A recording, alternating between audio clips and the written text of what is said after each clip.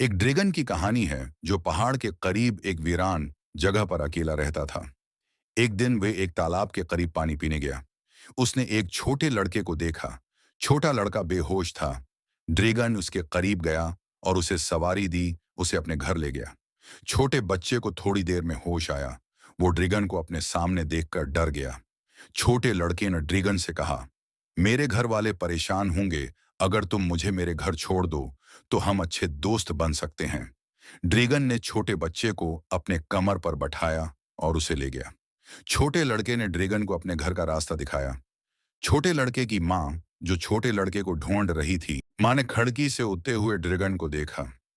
जिस केनन पेड़ पर उनका बेटा बैठा हुआ था, माँ डर गई, कहीं ड्रैगी ने उसको नुकसान ना पहुंचा दिया हो। लेकिन जब बच्चा उतरा और उसने अपनी माँ को सारा माजरा बताया, तो उसकी माँ मुतमईन हो गई।